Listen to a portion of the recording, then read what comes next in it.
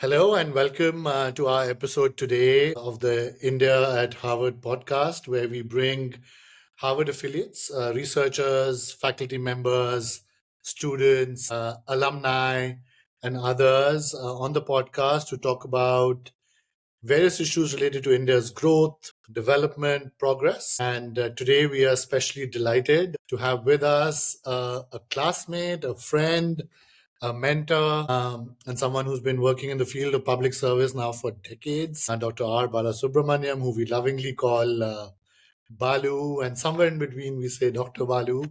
So we're delighted to have you on the podcast today with us. Welcome. Thank Welcome you back. so much for having me, Anirudh and Priyanka. It's a real pleasure and a privilege to be here amongst you. So today we are excited because I think today, as we've done in the past, we've had speakers from almost all over the world, but primarily the US and India. And today, I think the topic we cover will encompass, I think, both the West and Asia and India and philosophies from and leadership philosophies from, I think, around the world. So I'm excited to find that bridge today that we often seek to find.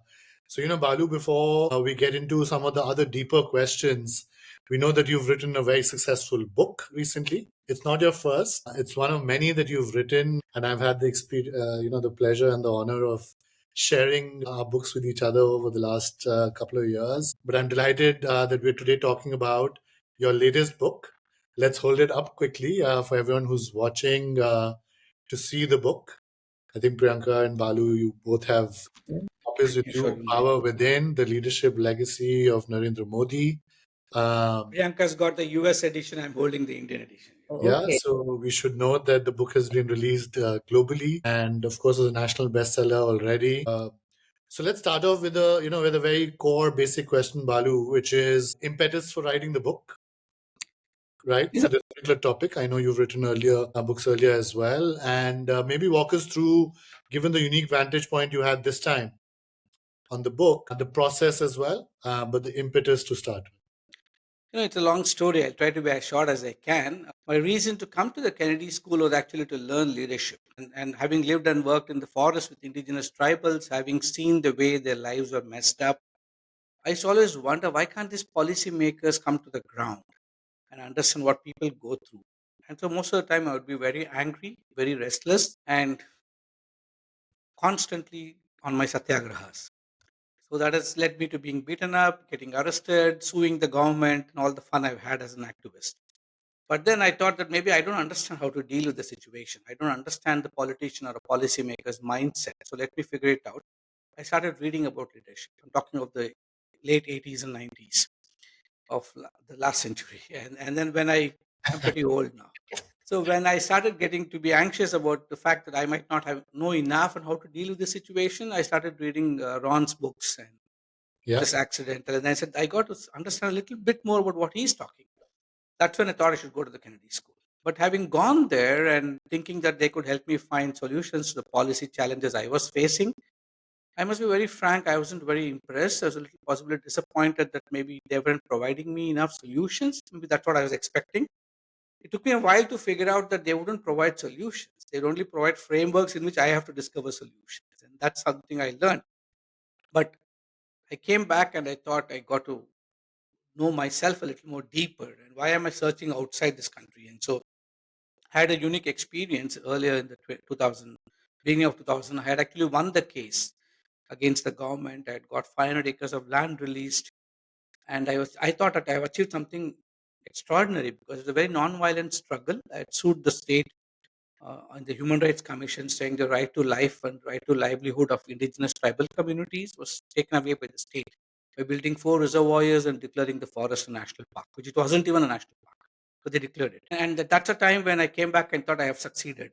And if this is my ninth book actually, and many of my earlier books, there's one character which is reasonably stable.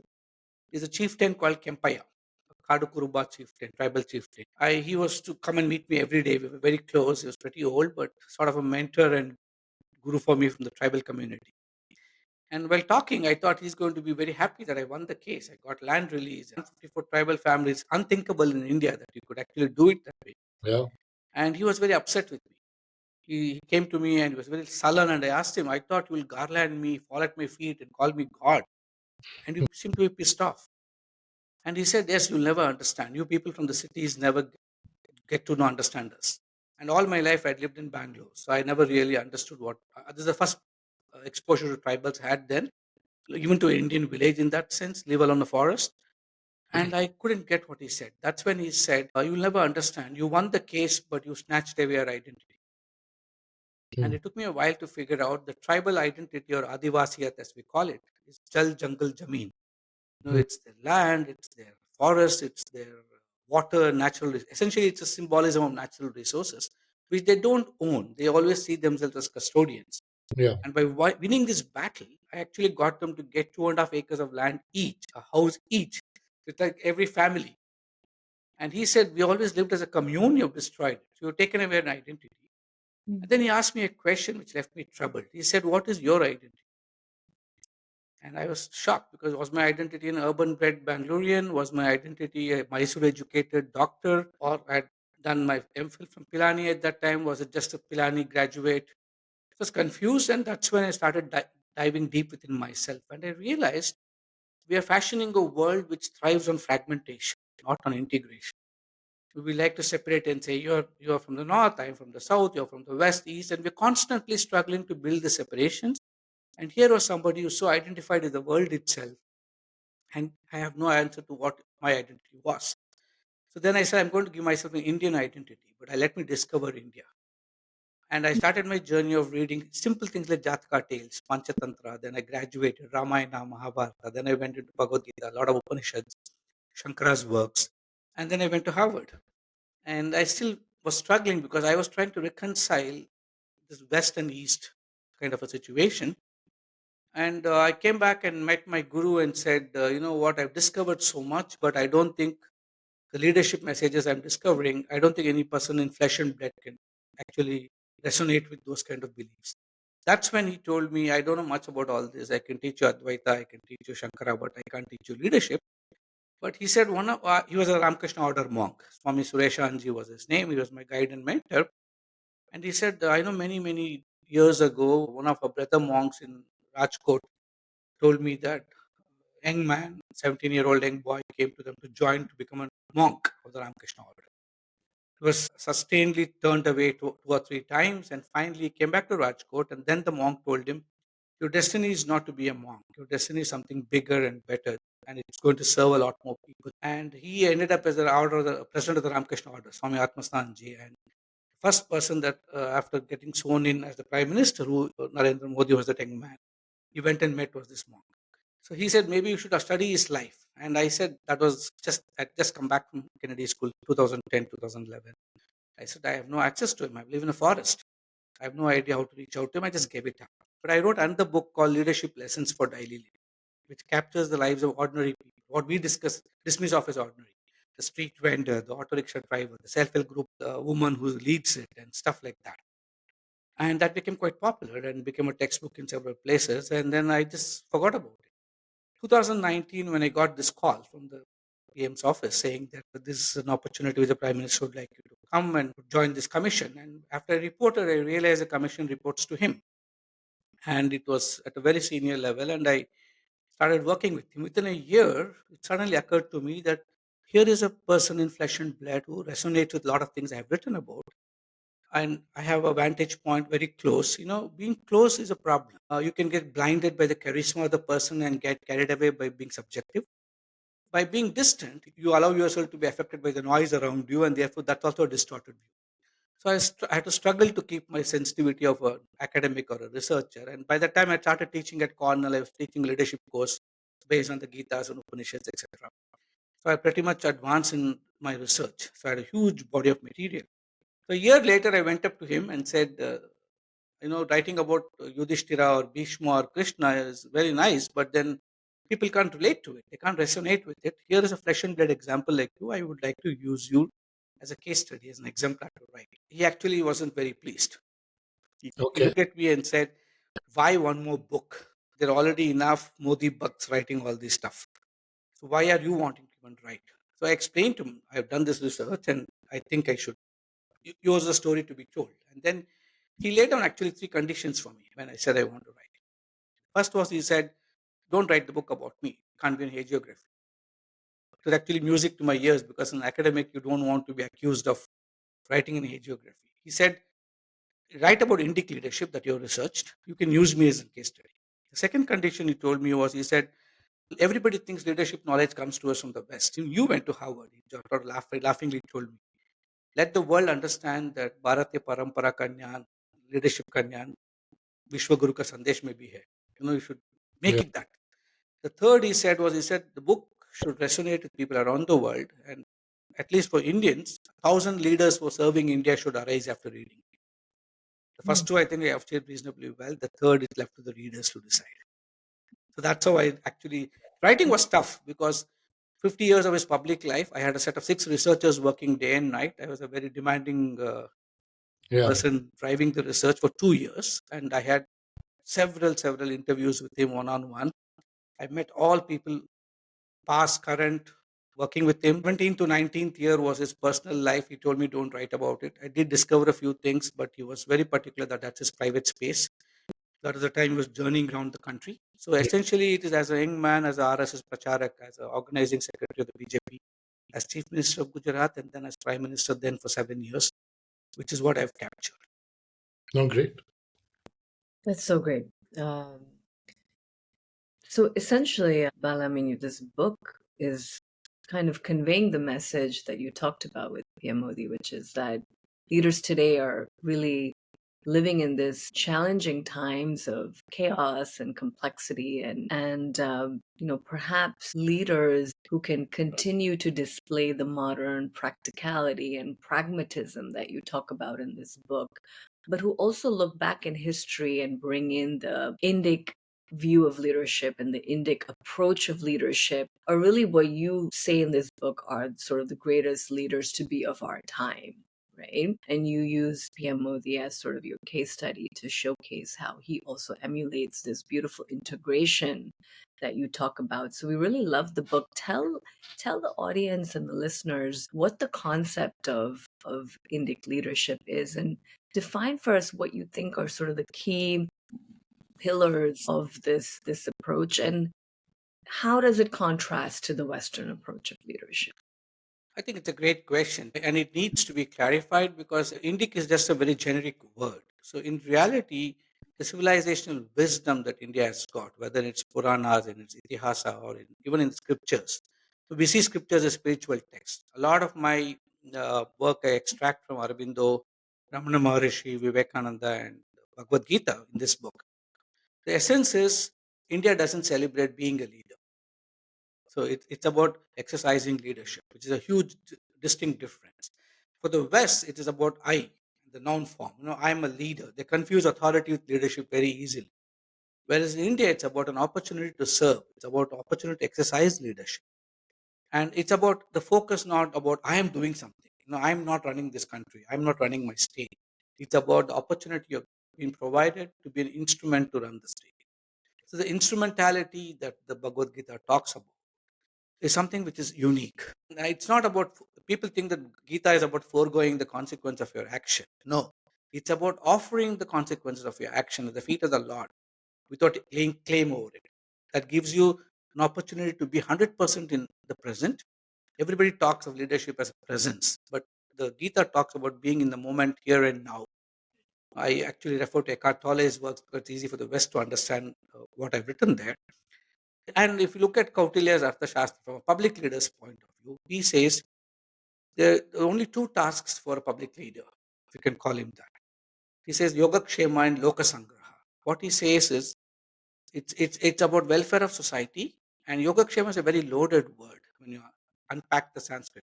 It's about ensuring that you can protect the securities of people that they've already acquired and creating an environment for them to acquire new securities. Just look at the power of this meaning. And for that, he says that can only be done by a ruler who actually exemplifies Indriya Nigraha. He's an Indriya Vijayi. The West celebrates outer expression of the I. You know what? I'm going to lead from the front, and all you followers come behind me. It's all about expression of your sensuality and sensual expressions. Hmm. Whereas in Indian thought, the political thought talks about being a victor of your senses, controlling your senses, where the I gets completely sublimated. It's very, very powerful, and it's not easy to do that. And if you look at the Bhagavad Gita itself, everybody says Krishna gave us the Gita. No, it's not Krishna. That's the power of the Bhagavad Gita. It's a collaborative outcome of a conversation between a very nervous and anxious and a sort of a failed leader called Arjuna and Krishna. But for the Sahakaryata, which Indian thinking celebrates, Sahakaryata arises this sense of collaboration where there's a distinct recognition of the roles. Now, Krishna knows he's God, but he becomes charioteer. And that's the beauty of Indian leadership, where you play a role in a context and you give your 100% in that role. That's what we call dharma. Dharma or righteous action is in the role that you're performing in the particular context. Whereas in the West, you ascribe traits to a leader and every time 24/7 he's got to be that. But here it's driven by the context. Krishna can be a playful friend with his gopis. He can be a charioteer for Arjuna. When Arjuna has the Vishada or this enormous internal dilemma, he becomes a mentor, a counselor. He stops the chariot and then tells him. And during the Gita, there's a point where he actually shows him his the vision of being the Lord. So he plays the role in the context. So learning to differentiate role from self, understanding that you have several roles to play in society. I'm a father, I'm a son, I'm a brother, I'm a boss in my workplace, I'm a friend to several of my colleagues. And you got to play the role that you're expected to play in that moment of time. And Yeah. that's how the Indian leadership talks about. And finally, a very powerful Vedic statement, which Vivekananda gave us, reminded us. He says, Atmano mokshartam jagathitaya cha. And I think that's the pinnacle of leadership messaging for me. Because I see leadership as a continuous spiritual journey. What it means is it says my own personal evolution manifested as an outer expression of service to the other. So it's not just I have to become jnani and sit in the Himalayas in a cave, but my search for my inner excellence or becoming one with that perfection cannot be just sitting in a cave. It has to be manifested as useful action for society. And that is a message of India. Yeah. Bala, what about you talk about seva, sacrifice, and community welfare. How does that differ? I mean, you've given us a little bit of insight into, but how does this differ with the Western approach of self versus community? Can you talk a little bit about that and how you think also PM Modi emulates that self versus community? How do you sort of maneuver the challenges between the two, the conversation between the two, between the Indic approach versus the Western approach? See, people tend to loosely translate seva as service, which I think is a very inadequate translation, because even embedded in service is a certain degree of transactionality. I serve to be noticed, I serve for some particular reason. Or let's even say, in a simple setting, there's a cup behind you and you're about to spill the coffee and I hold it for you and give it back and you immediately say thank you. And if you don't say thank you, what's the thought that passes my mind? I say, come on, should have spilled it over a dress and she can't even say thank you to me. Even that expectation is a expression of transactionality.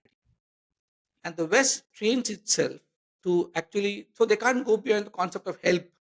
And help is always in return for something. Even if you consciously say, I don't want anything in return, but there's a subconscious thing. And I keep used to joking with my young students at Cornell saying that you got to repeat, I love you 20 times a day.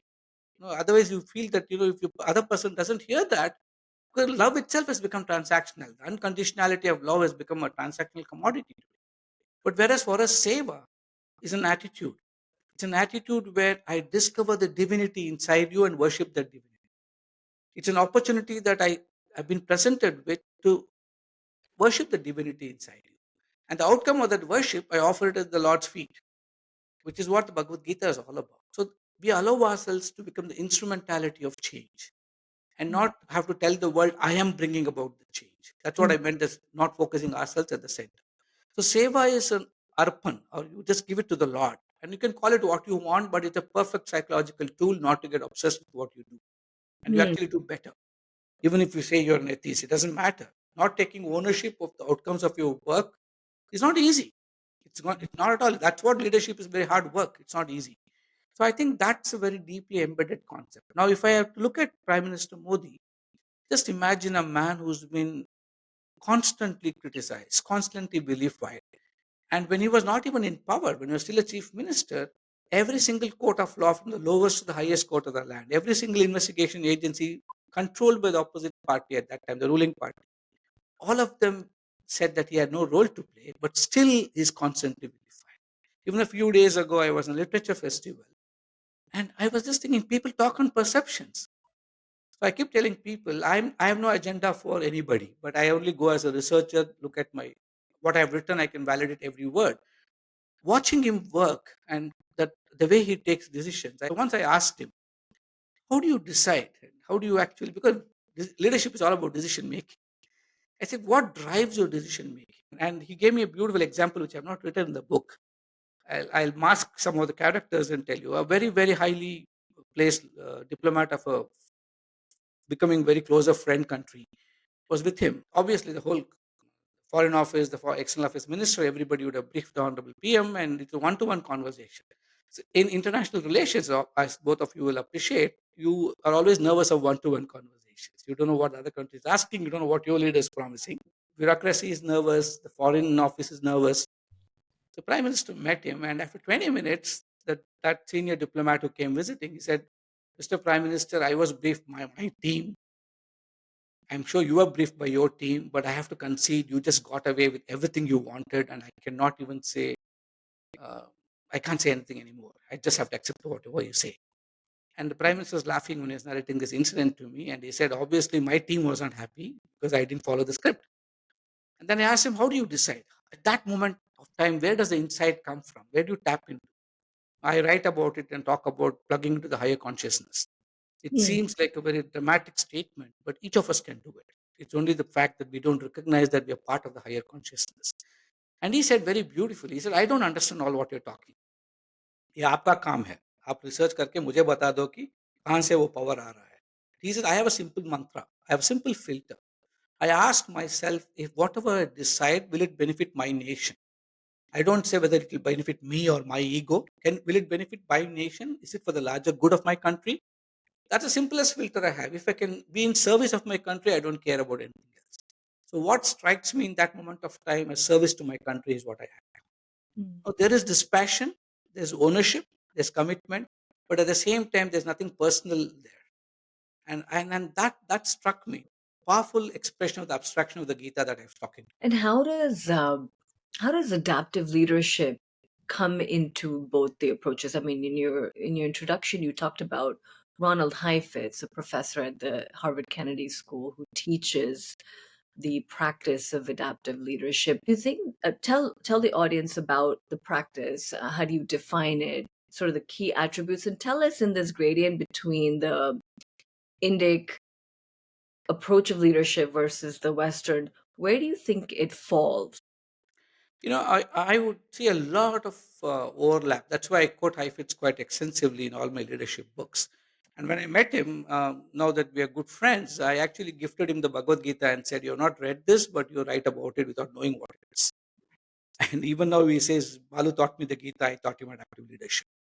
So we Mhm. still exchange a lot of notes, and I think a lot of what he explained is beautiful in terms of frameworks. He's made leadership teachable. Now, if I tell the Gita, people would say this guy is 60 plus, those is talking about the Gita. But you don't really see the Bhagavad Gita as a leadership text, which is what it is, I believe. But there's so many parallels I can draw between the way he expresses it, where he also doesn't celebrate the I. He talks about it in a different language. He says managing hungers. Here we Mm. say sublimating the I and not caring about name and fame. He says focus on the work at the center and you should not be at the center. He talks about perspectives of all your stakeholders, and I talk about collaboration. And for me, collaboration is a very high spiritual expression of dealing with confrontation and conflict, because you don't neutralize somebody with power, you neutralize somebody with love and affection. And it flows from the concept of sadharanikaran, which I write about in the book. Though write about it as a tool of communication, it's a very spiritual way of expressing it, where the power of deep listening, you know uh, Ron talks about listen to all your perspectives, the stakeholders, and then experiment. I talk about it as deep listening, which comes from a space of Sahridayata, where Bharata 3000 years ago wrote about it in Natya Shastra.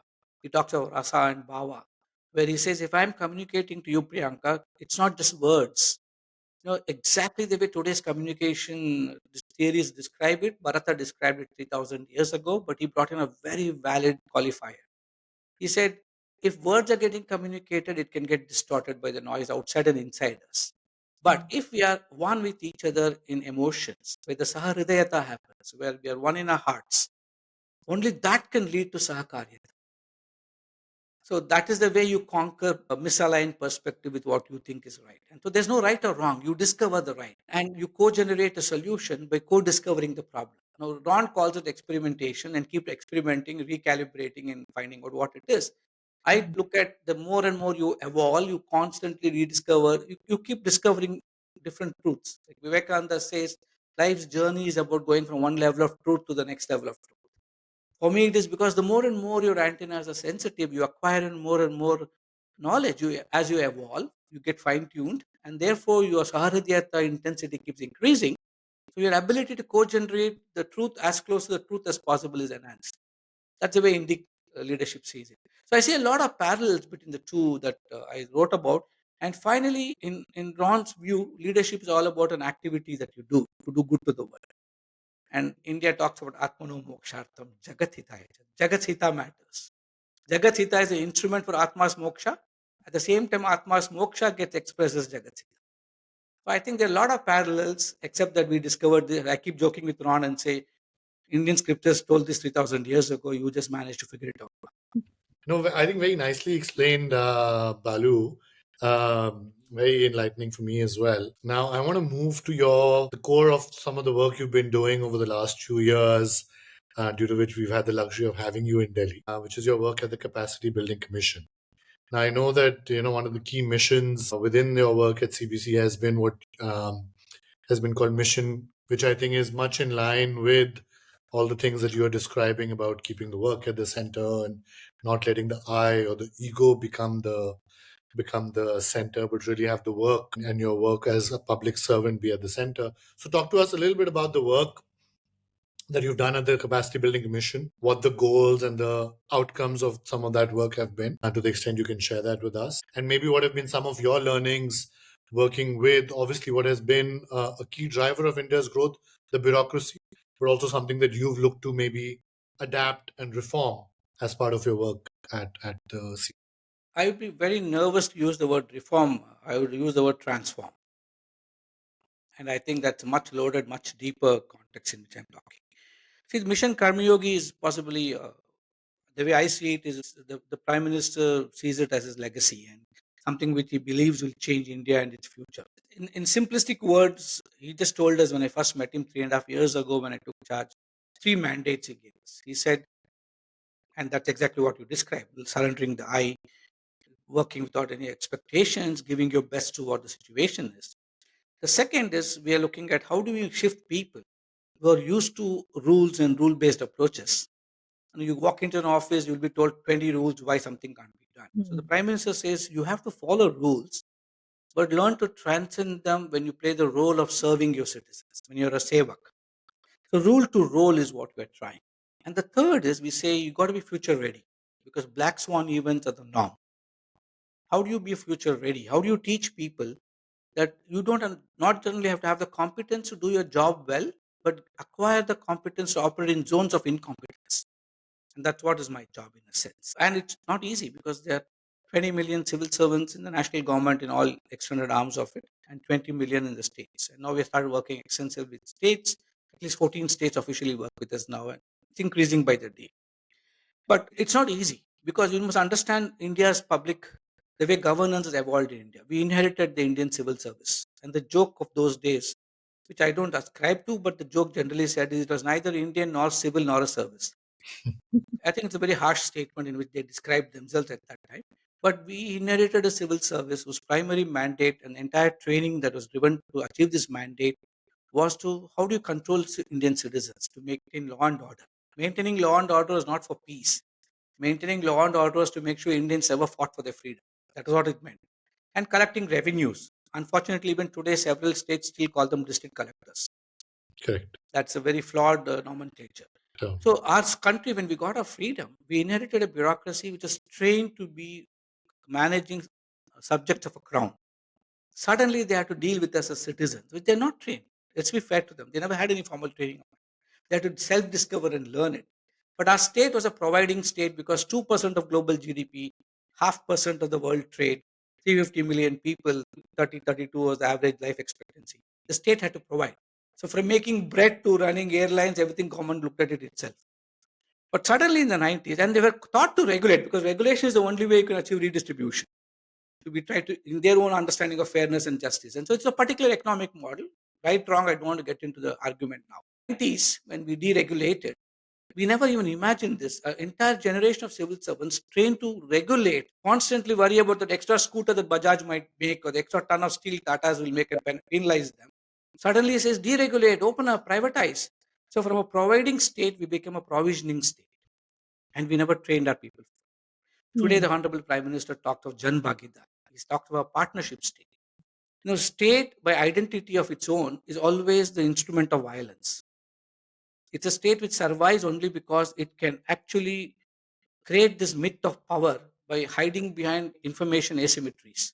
And here's the Prime Minister telling, I can't deal with, I don't want asymmetries.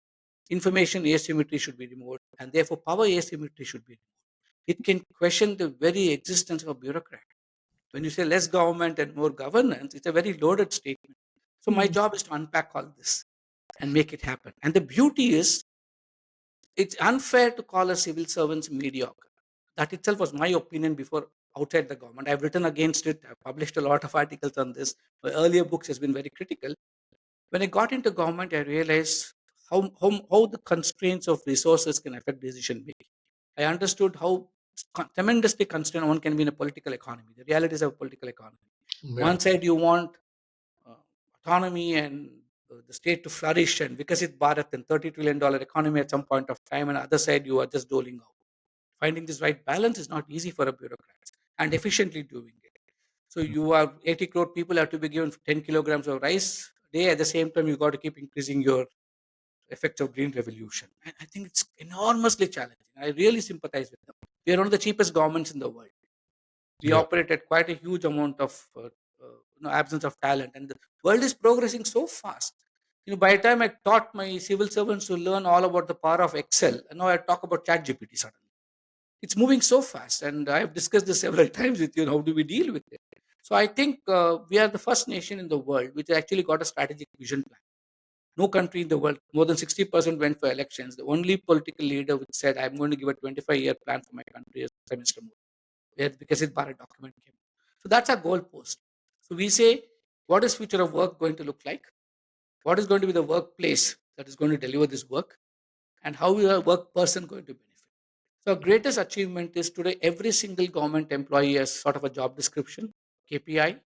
We know exactly what his competency requirements are, what are his deficits, and how do you meet it. We have set up the world's largest learning management system. We're close to 70 lakh people as of today. It's increasing every day, taking courses. We have, for the first time, independent India, we have a competency framework. We used to imitate the West without recognizing India needs its own public HR competency framework. We never had one. I'm proud and happy to say that today we have called the Karmyogi competency model, which has defined out the behavioral and functional competencies you need. And so that has come out. So we functionally oversee all the training institutions and make sure their quality is up. We accredit them, we rank them, we star them, and we making them more and more relevant. So I think a lot of quite things are happening, and more importantly, our mandate is to make governance citizen centric. That is what gives me joy every morning when I wake up. So I'm sure 10 years from today, citizens will feel the impact of all this change that's happening.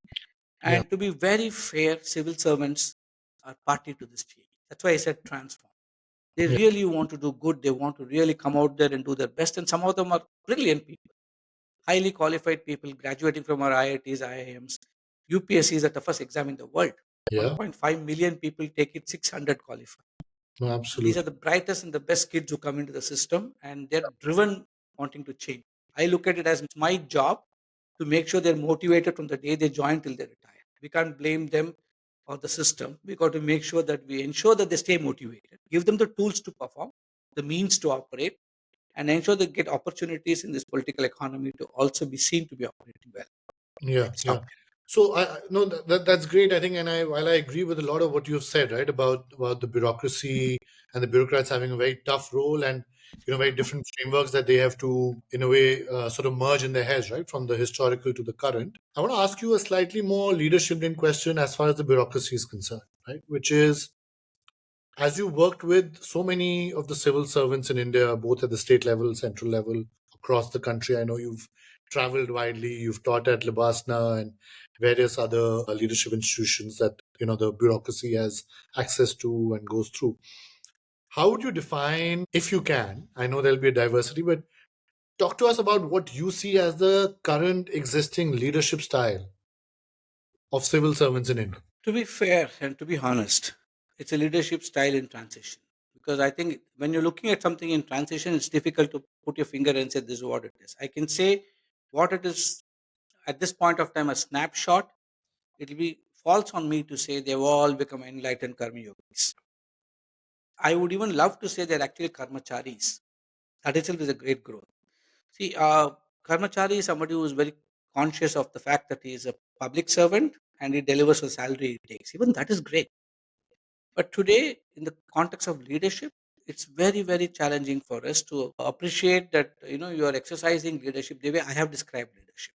So there's still a far cry from that. Let's be honest and fair. All I can say is the sincerity of intent there is. Is the journey started? Yes. But many of them are differential levels of learning. Some of them are way below, some of them are way higher, some of them are very serious about transitioning. But the fact all I can commit is they're sincere about the journey. A substantial part of them. I wouldn't say everybody, obviously, there's got to be a percentage everywhere. But they come in a system, and most of them enter the system with the joy of authority and power that they can that's vested in them. Even simple things like recently we had this incident, all of us know in India, the young woman who asked for a car, a toilet, a new room, even as just posted in one of the states, right? That is an aberration. The way I would look at it, 680 people in her batch got trained and she was the only one who asked. So let's look at the 679 who were actually on the ground, right? We don't see that. We always see the aberration of the variance and then talk about it. I don't say it's wrong, but that's also there. A service coming to terms with its own understanding of equality, partnership in a diverse country like ours, where power, not only that, not only they see themselves powerful, citizens love to see themselves as providing powerful people. They see themselves in the patronage system that they see the DMs being the gods there. So they Yeah. vest godhood on them and you expect them to be humble. It doesn't work that way, right? So it's citizens have to also transform as much as the bureaucracy has to transform. But I think the change is real and the intent is serious. And I know that obviously even at the Kennedy School we had many civil servants from India who were there for the mid-career program, the Mason program, as many alums who are serving in government in India and have served in the past. I know that's true of many bureaucrats who've not just gone to the Kennedy School but various other schools of public policy and leadership and management around the world, including in India. So I know that a large chunk, probably a big chunk of the bureaucracy that is currently serving has had exposure to, I would say, the Indian education model, the Indian service model, but also the West, right? So linking back to the dichotomy that we were trying to see if there's a way to merge it, which is this Indic leadership model on one side and the Western on the other, how are the bureaucrats and the civil servants, in your experience, both managing the contradictions between those two models and maybe finding common ground, much like you and Ron have found that common ground, even if the language differs, but conceptually you found common ground. How's the experience been of the sort of bureaucracy and leaders in that world? Are they managing to sort of deal with those contradictions and finding sort of balance and common ground and common language? See, when we actually, before we frame the Karmayogi competency framework, the behavioral competencies we have listed 13, out of which 8 are core and 5 are leadership. And the very fact 5 were leadership, and it had to be generic enough from the Anganwadi worker to the cabinet secretary of India. The levels might differ, right? So we had to validate, we had to field test, and this is a very difficult question we are asking. How do you make something generic enough for 20 million civil servants? Some of them are citizen facing on the ground. A TT, a train, has to be. It has to have this. If you have to have the same common competencies to judge him by or build him towards, and somebody like me sitting in Delhi also has to have the same competence. It's not easy, but we did. I think we've done a good job. I'm patting my own back, but I'm proud of it. But in the leadership framework, when we saw, there are situations when you have to exercise authority, but exercising authority in a fair and just manner, keeping external good and the externality of doing good to the citizen, who's possibly hierarchically seen as lower in power and position, the compassion that you can generate to do that is also leadership. So I don't say that you shouldn't be a leader or you shouldn't exercise the power and authority. But in what way you deploy that power and authority? Do you do it in a fair, just, equitable, and compassionate manner? Can you actually protect the marginalized with that spirit? Is the best you can do. So we try to teach these people those tools and say, how do you do it? We say you need 4 gunas, if I were to use the language that we are using, the competencies, and that's how we reconcile. And the competency framework itself is attempt at reconciliation. So I'm glad you asked that question. We say first is Swadhyay, know yourself. And if I were to give a parallel example, Daniel Goleman comes to India, spends 3 years here, studies the Bhagavad Gita, goes back and submits his thesis and writes emotional intelligence. Swadhyaya is exactly the Bhagavad Gita in that sense. If I said it's emotional intelligence, everybody will clap their hands, but it's actually Bhagavad Gita. How do you know yourself? How do you separate self from role? And the Krishna that I explained. That is the reconciliation we try to bring in by putting it in a framework the West can easily define as behavioral competencies. Then we say you can't do anything alone. Today you cannot operate as an individual. The state, civil society, Samaj, Sarkar, Bazaar have to work together. No longer can the state say, I have answers. The Prime Minister himself says we need a team India to build a new India. We have to learn to work with urban local bodies, panchayats. National government has to work with state government.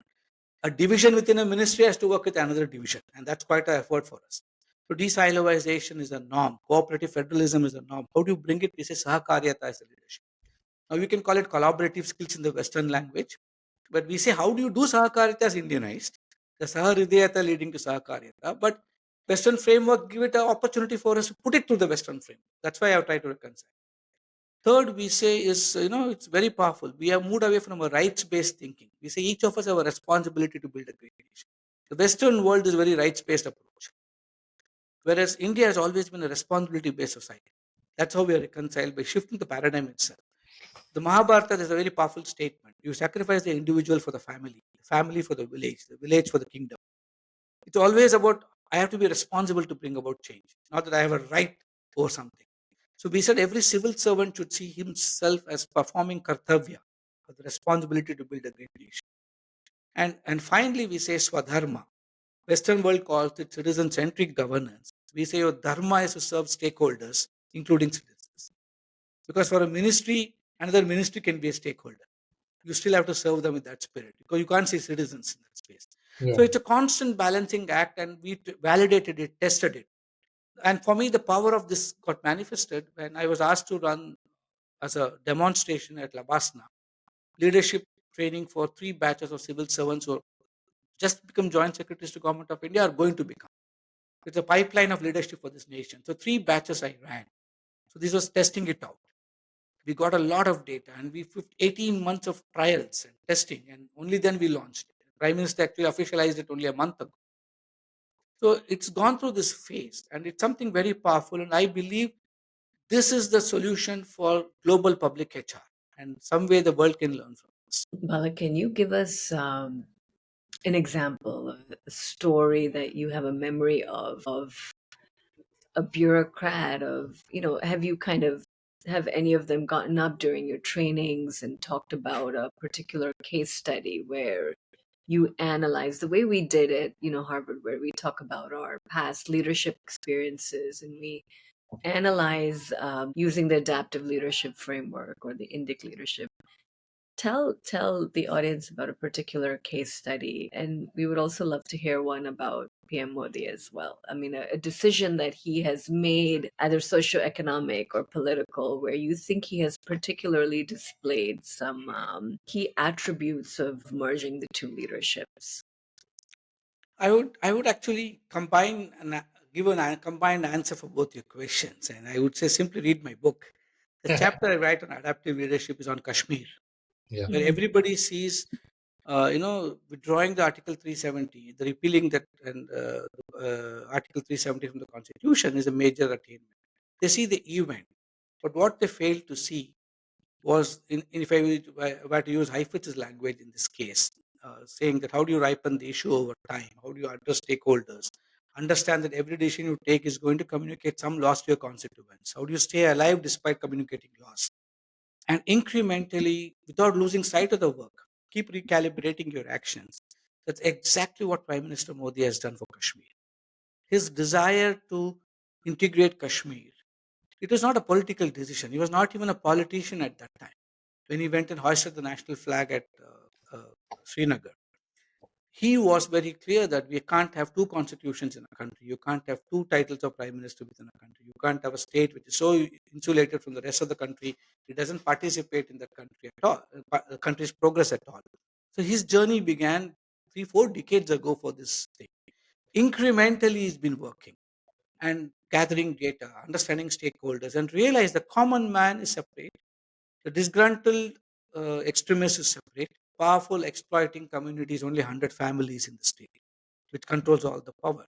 So understanding this, if you were to use again Impetus language as a pie chart, though I have explained it differently slightly, is what he went through. And finally he realized the work at the center was not just repealing the article, but ensuring democracy, development, and citizen participation, economic growth of the state. And that's why today your panchayat elections were held.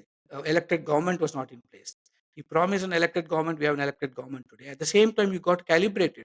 You need peace for some more time. You can't simply say that you become completely an independent state overnight. Elections were held. The aspirations of Ladakh had to be fulfilled. Solutions had to be combined. You had to look at the problem from a systems perspective. And all this was done. He posted a very good officer as the chief secretary, who's currently the head of the Niti Ayog. And a lot of solutions had to be incrementally packaged and sent. A lot of laws had to be changed, integration had to happen, and it is possibly the finest act of adaptive leadership I've seen, and be unaffected by it. Provide presence, give the power and strength to the local people to implement and follow through on all your decisions. So the human side of him I would like to narrate, and that's something which is one incident I write in the book, and one incident I actually don't write. But I'll tell you the incident I wrote. He launched the Vishwakarma scheme sometime ago. Very large scheme, the budget announced, and for 6 months the program didn't take off. So it's very easy to simply say government inefficiency, budget, government announces, nothing happens. All of us are wondering why isn't it on the ground? What people did not know was every time the ministry would finalize the program and go present it to the prime minister, he would not be happy with the scheme. He would say, "This is not what I want." And you should understand, this man has been a pracharak on the ground, traveling on foot around. RSS pracharak lives his life very differently. He doesn't have any money. He goes to people's house for food. They invite him. They give him bus charge to go to the next place. That's how he's lived. He knows the ground realities like the back of his palm. And then finally one day, he said, let Niti Ayog prepare the scheme. I've actually described this in the incident. And Subramaniam, the Niti Ayog CEO, went and met the Prime Minister, and Prime Minister had actually traveled 22 hours campaigning in Karnataka.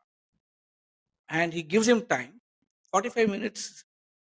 He asks the PM, so many versions of the program has been presented to you. You don't seem to approve anything. What is on your mind? Tell us, let's build a program around it. And he said, well, until no officer thought it wise enough to ask me what I had in mind. At least you're asking, let me tell you what I have in mind. He said, growing up in Gujarat, in my village, when I grew up, I had people, at least 18 different, traditional occupations that I noticed. And in Gujarat, we used to call them basvayas.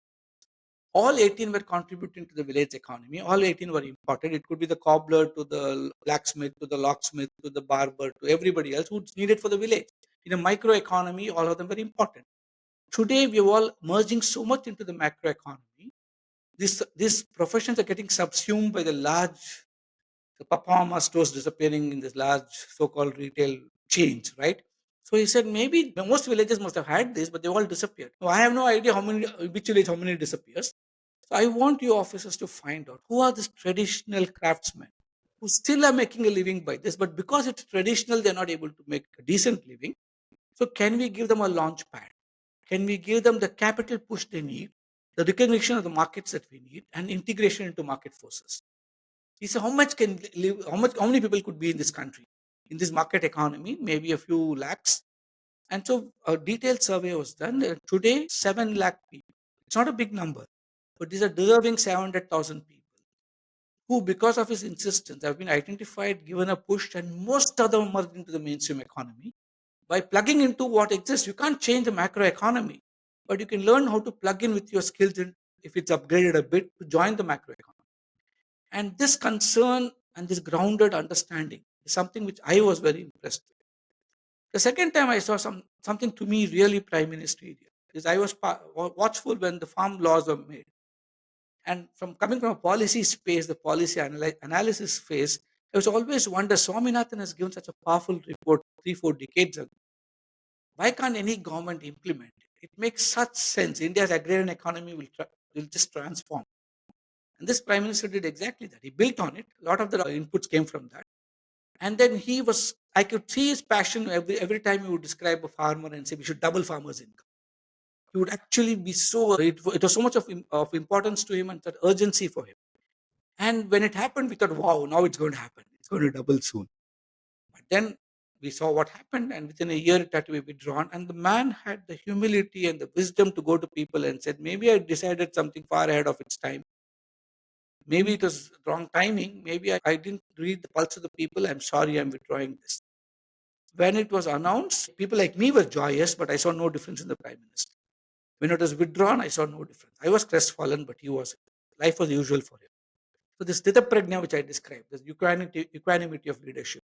So his compassion, his equanimity, and his groundedness is something which is very inspiring. He's just not disturbed. So whether people throw rubbish at him or people throw heap praise on him. And another distinction I find is a lot of people ask me, when he doesn't speak, when he speaks, etc. I say I work for the Prime Minister mode. What I observed very close proximity is Prime Minister mode. Now, like if you watch Krishna playing with the gopis, you can say this guy is just flirting around with women. That's an opinion you can make. If you watch him with Arjuna, you can say he's teaching the Bhagavad Gita. If you watch him with some other situation, saving Draupadi, you can say he's playing God. So it all depends on perspectives and the context in which we see people and judge them.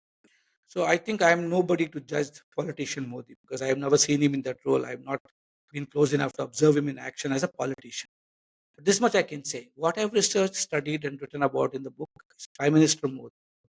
And that's leadership the world needs to emulate if we have to make the world a better place. I write about it in the epilogue, the Dharma of legacy and the legacy of Dharma itself.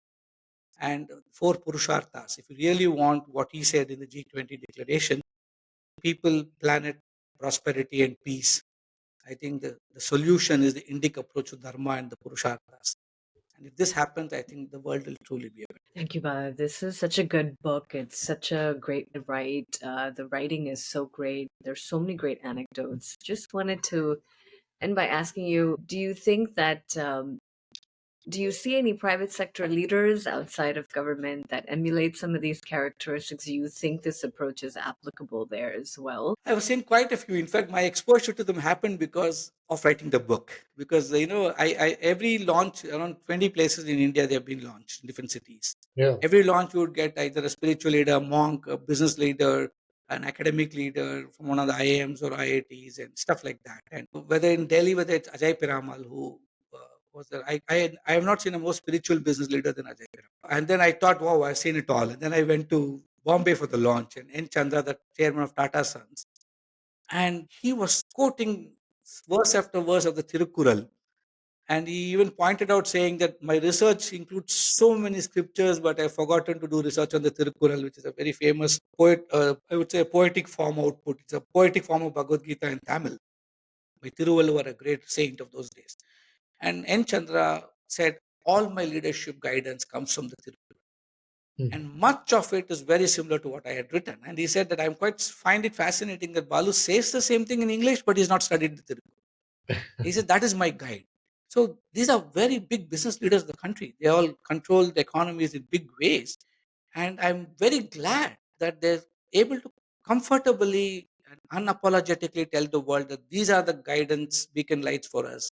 And this guides us. So I think in that sense, and that's why maybe some of these corporates are so ethically run, at least the ones I spoke about. Yeah. And extending that question a little bit further is, I think we've talked about the applicability in the private sector, of course, in the public sector, the bureaucracy. Talk to us about now the rest of the world, right? I mean, your book has gotten released around the world. The idea of the Indic model, I think, as you are articulating it, should have broader applicability around the world. Are you seeing either during your book events or otherwise, have you seen particular areas where it's finding greater resonance as well? Are you finding other regions where maybe there's potential for collaboration on furthering the leadership research you've done? Talk to us about it in that global context, your model of Indic leadership. I think the way I see it, it's not because I wrote it. I think what I have done is just started the process. I would look at it that way.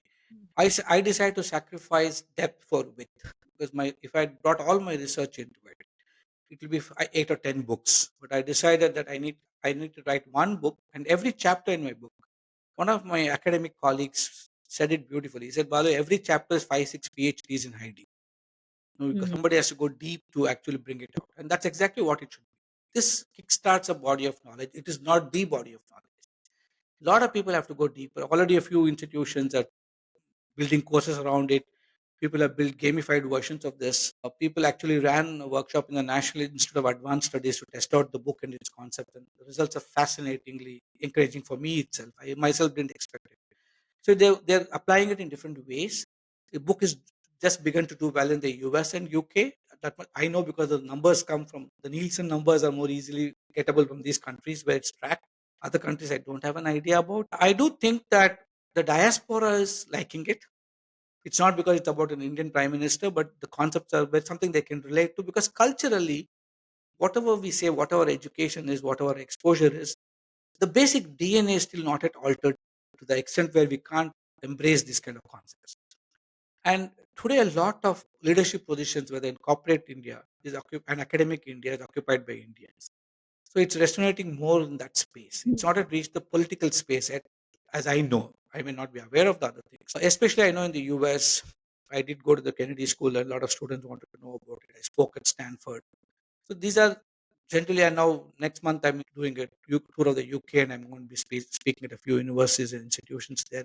Get traction as I start speaking about it, and I always seek your guidance on all these things. How do you get people to know about it? Because today there's so much literature and so much noise. To zero in on something valuable, unless people read the book, they don't know what is in it. People can judge Yeah. it by its cover. People can judge it by my name, by prime minister's name, whatever it is. But they need to read it to understand. It's very academic heavy. So 50 pages of it is research notes. It is actually 100 pages. I cut it to 50 because it can't. The research notes can't be more than the book itself.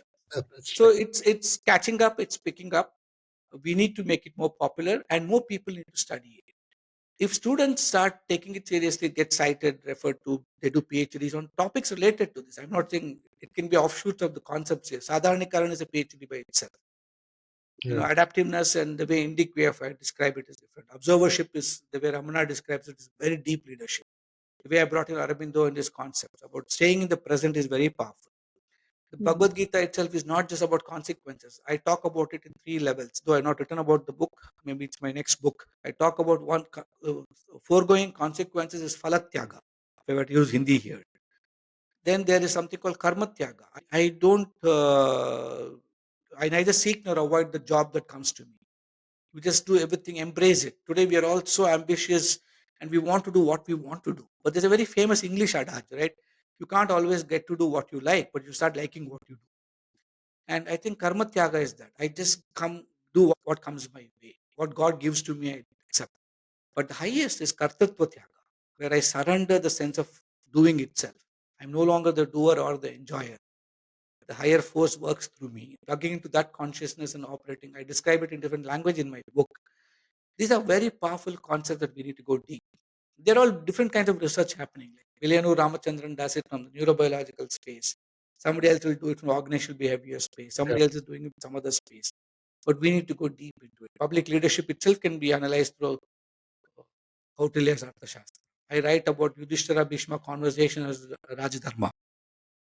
I have not written about Bharata and Rama's conversation. When Rama is going on exile, Bharata is chasing him and asking him to come back.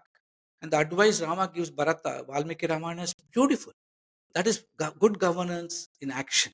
The way he says you should rule the kingdom based on these principles. So each one is a PhD. Now, I'd love to do it. I don't have the time or the age for it.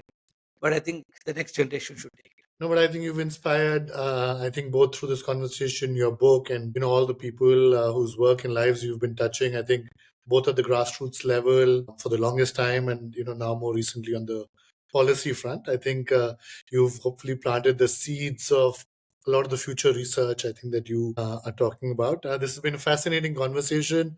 I know we've taken up a lot of your time, but Pleasure. you've been generous with it as you have been with your service, I think, to the country and the people you've served. So we thank you for that. It's a honor to have been your classmate, obviously, at the Kennedy School. I think Priyanka and I have enjoyed this conversation. A lot more questions that I think in future meetings we're going to dig deeper into. But hopefully, this conversation has given a lot of people who listen, peeks into some of the concepts that you've both mentioned and outlined in your book. So we encourage everyone to go read the book. And thank you again, Balu, for taking the time. Thank you. Thank you, Thank you Balu. so much. Thank you You know, for your I was remembering Priyanka. I don't know if she remembers. We both took a human rights class together, and we both would fight for the last bench. I think Stewart's class, right? I remember vaguely. It was fun. So Thank it you, was Balu. wonderful meeting all of you again. Thank you so much. Lovely to see you, and great book. Thank you so much for your time today. I'm just going to hit stop record.